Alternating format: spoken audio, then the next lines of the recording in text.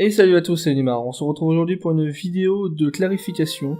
J'ai eu plein de questions dans les anciennes vidéos et même in-game, donc je vais essayer de les clarifier dans cette vidéo.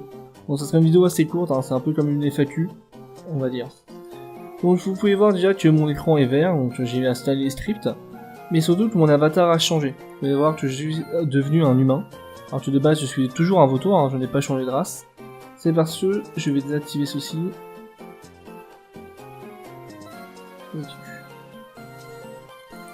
Voilà, en fait vous pouvez voir, je vais zoomer pour mieux que vous voyez, j'ai changé de silhouette du vautour, je n'ai plus la même.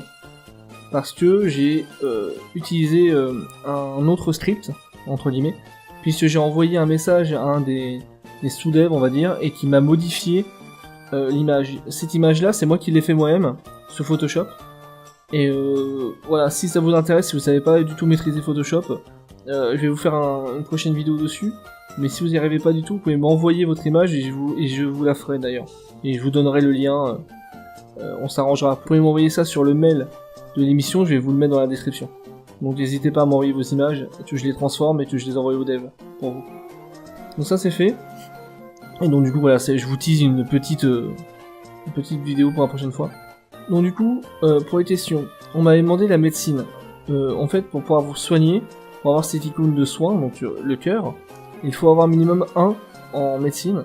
Et pour avoir 1 en médecine, il faut avoir, lors de la création du personnage, mis 1 point. Si vous n'avez pas ce point-là, vous ne pourrez pas augmenter votre médecine, elle sera toujours à 0. Pour ce faire, il y a une solution, vous devez acheter un équipement qui augmente de quelques points la médecine, donc au minimum 1. Et ça va vous permettre de ensuite augmenter votre médecine tant que vous porterez cet équipement. Parce que si vous ne l'avez plus, vous redescendez à 0 et donc, du coup l'icône va disparaître. Ensuite, je vais rentrer dans un bâtiment, donc dans mon centre de technologie. Vous pouvez voir que j'ai 2 nouvelles icônes qui sont apparues. L'icône détruire les meubles et l'icône réparer les meubles. Ils ne sont présents que quand on est dans un bâtiment, ce qui est logique. Et je les ai débloqués parce que vous pouvez voir que j'ai augmenté mes stats un peu partout. Parce que je me suis beaucoup entraîné. D'ailleurs, je vais vous mettre ensuite une photo de résultat de 8 heures d'entraînement, c'est assez impressionnant. Du coup, pour avoir ceci, il faut dépasser 30 en force, pour avoir la destruction des meubles, et 30 en ingénierie, pour avoir réparé les meubles. Donc ensuite, dans une dernière vidéo, j'avais expliqué en quoi correspondaient les différentes caractéristiques, et en fait, je m'étais un peu trompé, je n'avais pas forcément donné les bonnes. On m'avait donné la réponse, du coup la précision, dans un commentaire de YouTube, et donc du coup, je remercie le viewer.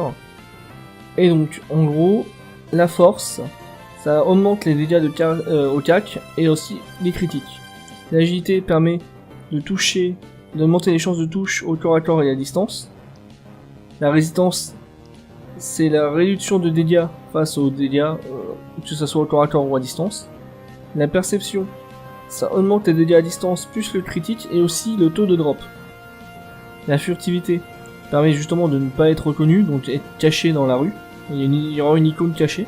Donc ça permet de voler plus facilement. L'informatique, donc ça sera permettre de faire les combats en informatique, ça n'a pas changé. La médecine, plus c'est élevé, plus vous redonnez de points de vie, et moins vous utilisez de forme. Et c'est la même chose pour l'ingénierie. Plus c'est élevé, plus les objets que vous allez réparer vont récupérer des points de vie, et moins ça va vous coûter de forme. Suivant que dans une dernière vidéo, vous m'avez posé la question comme quoi personne n'avait jamais trouvé d'objet en fouille. C'est parce que le taux est assez bas, en fait on vous fouille à main nue. Par exemple vous pouvez trouver des jerrycans, et si vous avez de la chance vous en avez, si vous n'en avez pas, vous ne trouverez rien. Pour améliorer ceci, il faut acheter une pelle, donc ça coûte assez cher, entre 12 et 20 000, et vous les équipez. Donc c'est une seule pelle, et en fait comme c'est une arme à 2 mains, elle va s'équiper automatiquement dans les deux. Si vous avez une arme dans l'autre slot, effectivement ça ne marchera pas. Alors oui, pour mieux voir ma silhouette, j'utilise un autre script qui permet justement de voir la silhouette. Et donc du coup les icônes sont un peu mélangées, je suis désolé, il faudra vous y habituer. Mais c'est pas mal, ça permet de voir notre silhouette et elle est jolie. Donc la pelle, déjà ça fait des dégâts vraiment corrects et ça augmente de 10% les chances de drop. Donc c'est plutôt pas mal. Concernant les cristaux qu'on peut récupérer avec les nouveaux, on peut augmenter le taux de drop également avec un objet qui est un scanner à cristaux, mais c'est un objet vraiment très rare puisqu'il est craftable que dans les souterrains. Donc du coup il n'est pas achetable en boutique, il faut que quelqu'un aille pour vous si vous êtes bas level en souterrain et que vous le récupérez. C'est très dur, mais donc ça coûte assez cher, mais ça augmente énormément le taux de drop. Ensuite, vous pouvez voir que les nouveaux packs, ils ont une capacité maximum de 2000. On ne peut pas les augmenter. Par contre, quand c'est un maximum, c'est 2000 sur 2000, vous pouvez faire un double clic sur le nouveau pack. Si vous avez un slot de libre dans un de vos sacs, je vais le faire. Donc là, j'avais peut-être un slot de libre autre part, voilà. Ça va créer, je vais le mettre en plein milieu, un concentré de cristaux fins. Donc ça va prendre, en gros, ça coûte 2000. Ça coûte 2000 cristaux et vous avez un concentré. Ça vous évite de faire tout le temps des allers-retours à la centrale. Quand vous n'avez que 2 ou 3 nouveaux packs et que vous êtes sur un bon spot, si vous avez des slots de libre dans vos sacs, c'est pas mal. Surtout, ça peut se stacker plusieurs fois. Par contre, l'inconvénient, c'est que votre nouveau pack va perdre un point d'état. Voilà, s'il allait casser.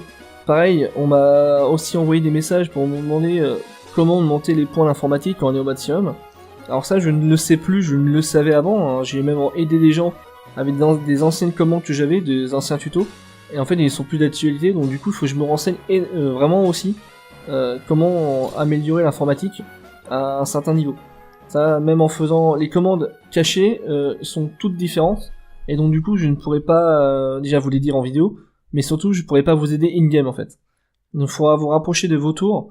Ce sont eux qui sont vraiment les plus concernés par ça, comme mon personnage d'ailleurs, mais moi je suis trop bas level pour les maîtriser à cause de la nouvelle mise à jour.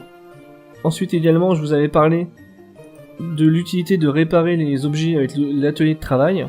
Par exemple, j'ai un nouveau pack qui est un peu cassé, comme j'ai récupéré des cristaux fins et c'est un peu cassé. Je vais vous le réparer, vous allez voir que normalement l'état maximal, donc les points de vie vont monter, ça c'est pas le problème, mais la point de vie maximale vont descendre. À chaque réparation, ça va descendre. Là, moi, je vais réparer 2 points.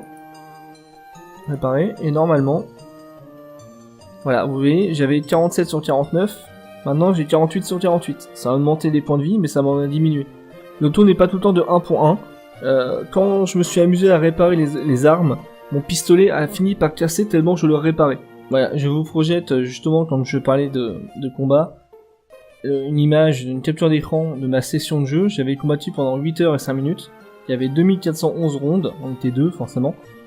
Et vous pouvez voir que j'ai une montée de plus 26,59 ma force, plus 25,68 mon agilité, ma perception et un peu de médecine.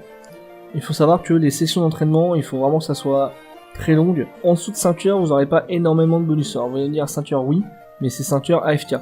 Sinon, tu pouvez voir ici, on y a des bonus et des malus. Ces bonus augmentent les points d'XP gagnés ou diminuent les points d'XP.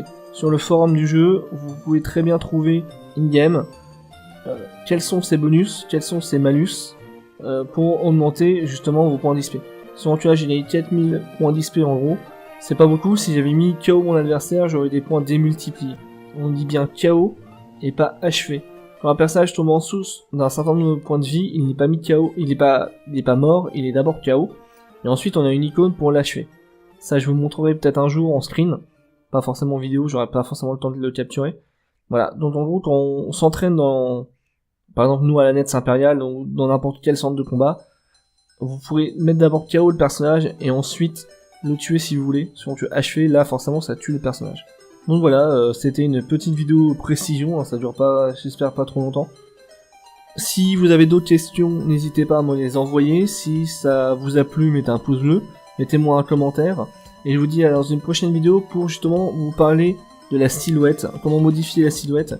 Et encore une fois, si vous n'êtes pas très doué en informatique, et je comprends, hein, les logiciels de retouche photo, c'est pas forcément très cool, vous pouvez me les envoyer par l'adresse mail que je vais mettre en description, et je vous les ferai volontiers. Voilà, je vous dis à bientôt, ciao.